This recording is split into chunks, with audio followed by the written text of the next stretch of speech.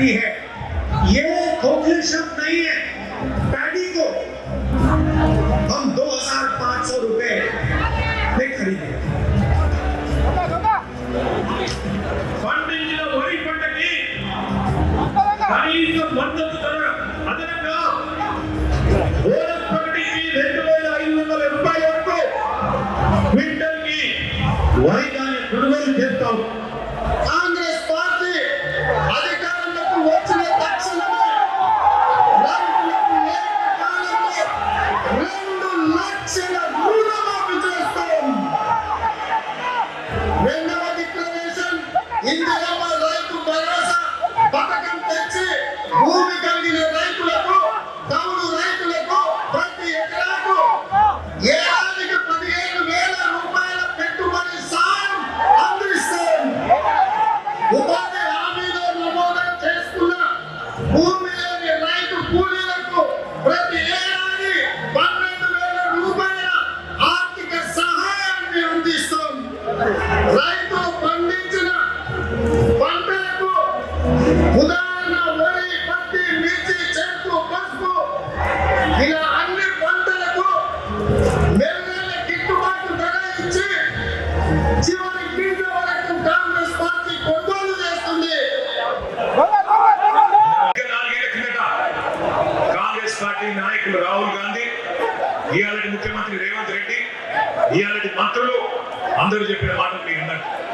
అవి వింటుంటే నాకు ఎట్లా అనిపిస్తుందంటే 1000 ఎలుకలు తిన్న పిల్లి కాశీకి పోయినట్టు, 100 గొడ్లను తిన్న రాబందు గోపూజ చేసినట్టు వరంగల్ రైతు డిక్లరేషన్ అని చెప్పి ఒక పత్రాన్ని విడుదల చేశారు.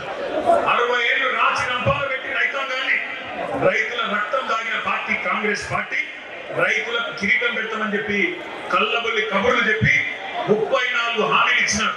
1 కాదు 2 కాదు, రైతు డిక్లరేషన్ లో 34 హామీలు ఇచ్చినారు. డిక్లరేషన్లు పట్టుకున్నారు, గ్యారంటీ కార్డులు పట్టుకున్నారు, బాండ్ పేపర్లు రాసినారు, గడప గడపకు పోయినారు. మరి తీయటి మాటలు చెప్పి ఓట్లు అయితే దుబ్బింది.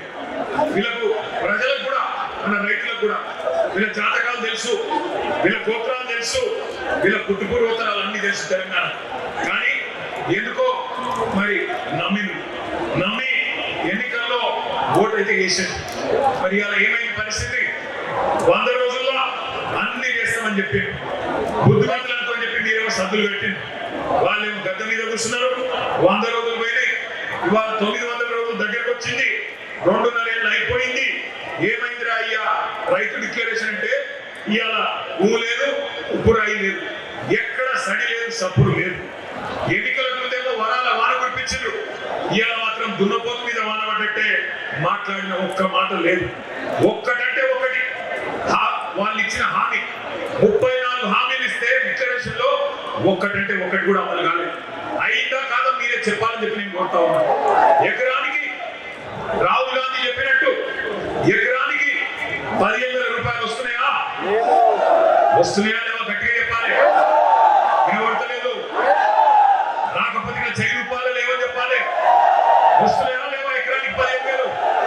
2 లక్షల రుణమాఫీ జరిగిందా? రైతు కూలీలకు 12,000 వేస్తుండ్రా? అన్ని పంటలకు బోనస్ వస్తుందా? అన్ని పంటలు కొంటుండ్రా? కౌలు రైతుకు ఎకరానికి 14,000 వస్తుందా? వినబడతలేదు. సప్పుడు తగ్గింది. పంటల బీమా పథకం వచ్చిందా? అసైన్ రైతులకు పట్టాలు ఇచ్చిండ్రా? 34 హామీలలో ఒక్కటన్నా అమలైందా? 4 ఏళ్ల తర్వాత రైతు బతుకు బాగుపడ్డదా, చెడిపోయిందా? ఇది వాస్తవం. ఇట్లున్నది 4 ఏళ్ల తర్వాత. రైతు డిక్లరేషన్ అనేది ఒక బోగస్ పత్రం, ఒక బక్వాస్ ముచ్చట, ఒక చిత్తు కాగితంతో సమానమైన డిక్లరేషన్ ను ఇదే వరంగల్ గడ్డ మీద నీకిచ్చి మోసం చేసినందుకే ఇవాళ అదే గడ్డ మీదకి వెళ్ళి ఈ సంగ్రామ సదస్సు ద్వారా ఈ ప్రభుత్వానికి ఒక హెచ్చరిక జారీ చేసేందుకే రైతాంగం తరఫున ఈ కార్యక్రమం ఇక్కడ పెట్టుకున్నాం. ఒట్టు పెట్టుకున్నారు, ఓట్లు దొబ్బిండ్రు. ఓట్లకు ముందేమో బట్టగా ముచ్చట్లు చెప్పిండ్రు, ఇప్పుడు దోకేబాజ్ పనులు చేస్తున్నారు. ఇవాళ గల్లీలో ఉన్న కాంగ్రెస్ కార్యకర్త ఎవరైతే ఇంటింటికి తిరిగి ఓట్లు అడిగిండో వాడు మాట్లాడతలేడు. పోనీ ఢిల్లీ నుంచి వచ్చినోడు పత్తా ఉన్నాడు అంటే వాడు మళ్ళా గన్ననే పడతలేడు. ఢిల్లీకి వెళ్ళి వచ్చినోడు ఏమయ్యా రాహుల్ గాంధీ నిన్ను అడుగుతా ఉన్నా, ఎక్కడ సచ్చింది నువ్వు చేసిన డిక్లరేషన్? ఎక్కడ చచ్చింది అని అడుగుతున్నా. నువ్వెక్కడ చచ్చినావు రాహుల్ గాంధీ? నువ్వు నిలబెట్టిన ముఖ్యమంత్రి, నువ్వు ఇక్కడ నాకు అప్పచెప్పిపోయిన ముఖ్యమంత్రి ఏ గాడిని పండు దొరుకుతున్నాడో అడుగుతాడే. ఎక్కడున్నాడు? రైతులు కళ్ళ కాడ అవస్థల్లో ఉంటే ఇలా మక్కలు జనగామలో యశ్వంతపూర్ పోయినా, పక్కల్లో ఊకలు పోయినా, నర్సంపేట మార్కెట్ యార్డ్కి పోయినా రైతులు కళ్ళకి రక్తం కాని పరిస్థితి. అందుకే అంటున్నా నేను బాధతోని, ఎక్కడ నచ్చిండు రాహుల్ గాంధీ 4 ఏళ్ళే రైతు డిక్లరేషన్ అని చెప్పి ప్రభుత్వం వచ్చి 2.5 ఏళ్ళు అయిపోయాయి. ఎక్కడ ఒక్కటన్నా అమలు చేసిన వారు అడుగుతున్నా. ఇంత మోసం చేయొచ్చా రైతులు? ఇంత దారుణంగా వంచొచ్చా? అన్నం తినే కంచంలో ఈ రోజు మన్ను పోయొచ్చా అని నేను అడుగుతున్నా. కాంగ్రెస్ అధికారం వస్తే 15,000 వస్తుంది.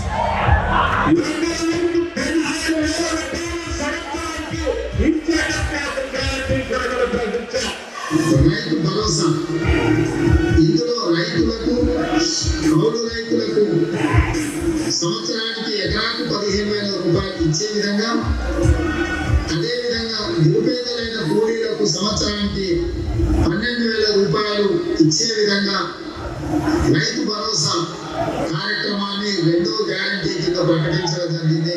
సో యజమానికి రావాల్సిన యజమానికి ఆయన ఖాతాలో వస్తుంది, కౌలు రైతుకు రావాల్సిన కౌలు రైతుకు వస్తుంది. భూమి నీటి వాళ్ళు ఉపాధి హామీ కూలిపోయే వాళ్ళకు కూడా ఇందులో మేము మద్దతు పెట్టినాము. ఇప్పుడు అందరికీ ఇస్తాం. అందుకే అక్కడ డబ్బులు కాదు, ఇందులో వస్తే ఇందులో రాదు, ఇందులో వస్తే ఇందులో రాదు. పంటలకి ఇస్తారు, 3 పంటలకి ఇస్తారు. పంటకి 5 ఎకరానికి ఇచ్చినారు, 2 పంటలకి ఇచ్చలేదు రైతు బంధు. మరి 3 పంటలు పండిస్తే 3 సార్లు ఎందుకు ఇస్తారు రైతు బంధు?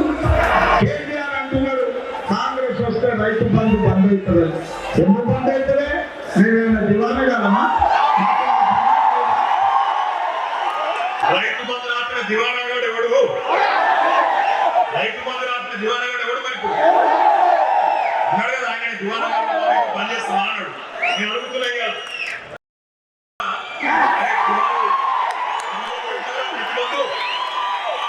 ఈ అయ్య సొమ్మా నీ అబ్బా సొత్తా, ఈ సమాధానం చెప్పాలి.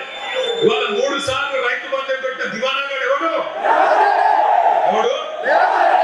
ఎవరు తమ్మి? రైతు బీమాను పొందబెట్టిన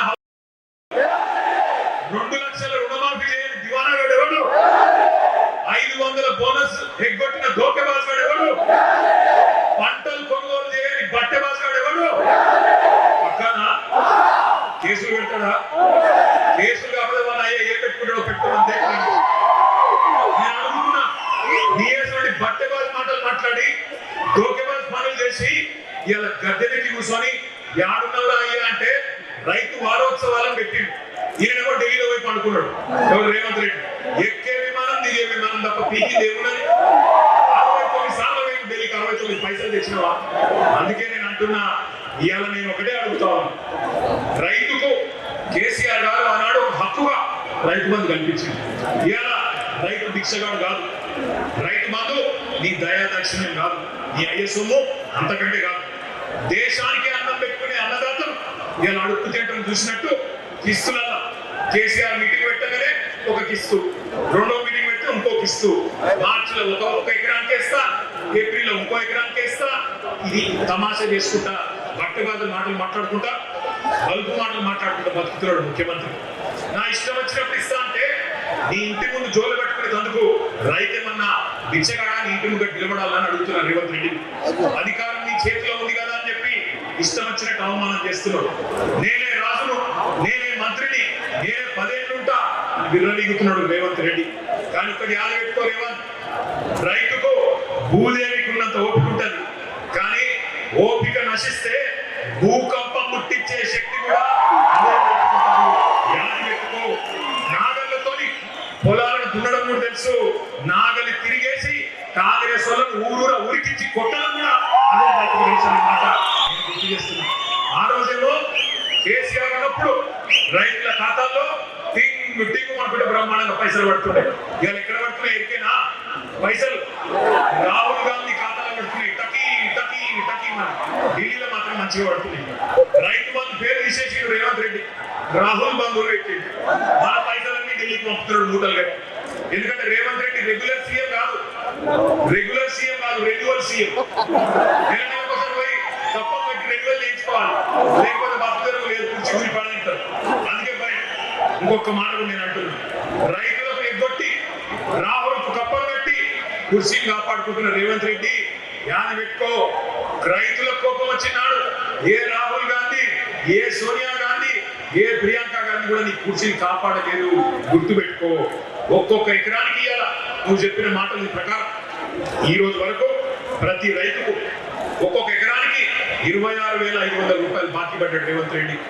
అట్లాగే మొత్తం రైతన్నలందరూ లెక్క తీస్తే రాష్ట్ర వ్యాప్తంగా 30,000 కోట్లు బాకీ ఉన్నది. నేను ఒకటే అంటున్నా, ఇది నియంత్రణను ఉరికిచ్చిన గడ్డ, ఓరుగల్లు గడ్డ. ఇక్కడ మీ అందరికీ తెలుసు, ఆనాడు నిజాం ఉరికిచ్చిండు. బండెలుక బండి కట్టి 16 బండ్లు కట్టి ఏ బండ్ల కొడతావు కొడుకో అని పాడిన పాటలు అందరి చెవులలో మారు మోగుతున్నాయి. ఒక చాకలి ఐలమ్మ, ఒక దొడ్డి కొమరయ్య స్ఫూర్తితో ఉన్న గడ్డ ఓరుగల్లు. నువ్వెంత, నీ కాంగ్రెస్ ఎంత, మా రైతులు తెలుసుకుంటే అనే మాటలు విజ్ఞప్తి చేస్తా ఉన్నా. కాంగ్రెస్ పార్టీ అధికారంలోకి వచ్చిన తక్షణమే రైతులకు ఏకకాలంలో 2 లక్షల రుణమాఫీ చేస్తాం.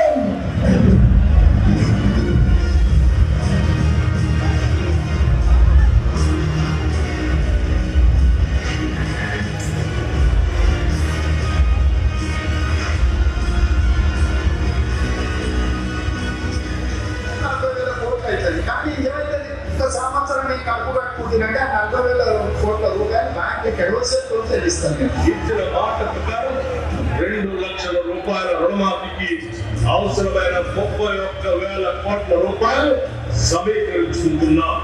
ఇప్పటికే 12,208 కోట్ల రూపాయల రుణమాఫీ రైతులందరికీ ఇక్కడ నుంచి అకౌంట్ నుంచి ట్రాన్స్ఫర్ అవుతూ ఉంటాయి.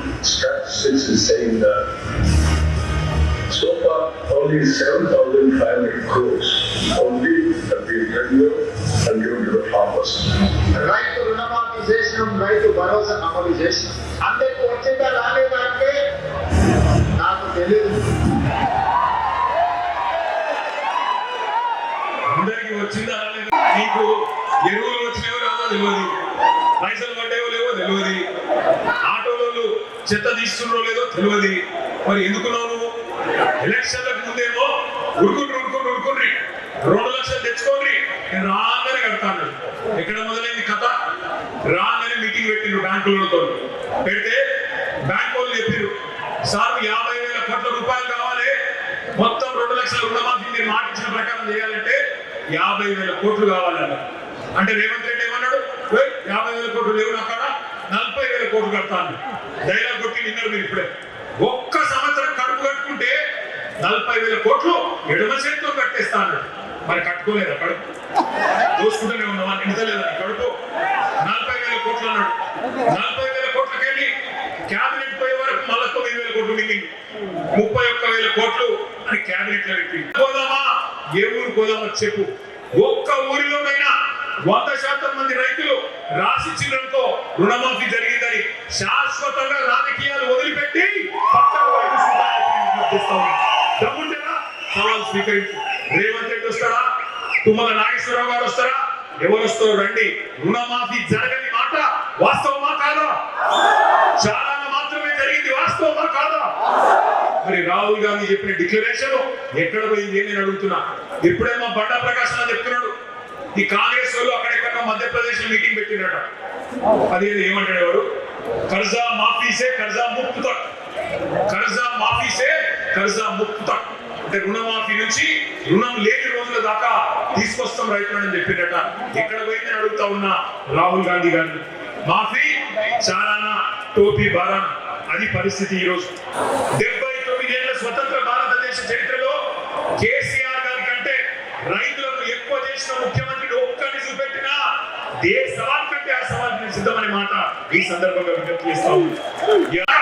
ఇంకా ఏది నీ డ్రామా అని నిలదీయాల్సిన బాధ్యత మన మీద ఉన్నది. వాస్తవం కాదా? సర్కారు తుమ్మలు వచ్చిన కాకతీయ కాలువల్లో కాళేశ్వరం ద్వారా గోదావరి నీళ్లు తీసుకొచ్చిన మాట వాస్తవం కాదా? మీ డోర్నకల్లో, మీ పాలకుర్తిలో, ఇంకా కిందికి మీ మహబాద్ లో, మీ జిల్లాలలో నీళ్ళు వచ్చిన మాట, కాళేశ్వరం నీళ్ళు వచ్చిన మాట వాస్తవం కాదని నేను అడుగుతున్నాను. ఆ రోజు మేడిగడ్డ కూడా ఈ సన్నాసులు చేసిండ్రు, బాంబులు పెట్టి పేల్చిండ్రు. ఇలా చెక్ డ్యాములు వేస్తున్నారు. మన హుజూరాబాద్ లో కొనని ఒక చెక్ డ్యామ్ గెలిచిండ్రు. ఎవడన్నా బుద్ధినోడు పొలాలకు రైతులకు నీళ్ళు ఇచ్చే పేల్చేస్తారా? ఒక అంత నీచమైన పని, బాంబులు పెట్టుడు, చెడగొట్టుడు, పేర్చుడు, ఇవి తప్ప కాళ్ళ కట్టెపెట్టుడు తప్ప వీళ్ళకి మాత్రం తెలివి లేదు.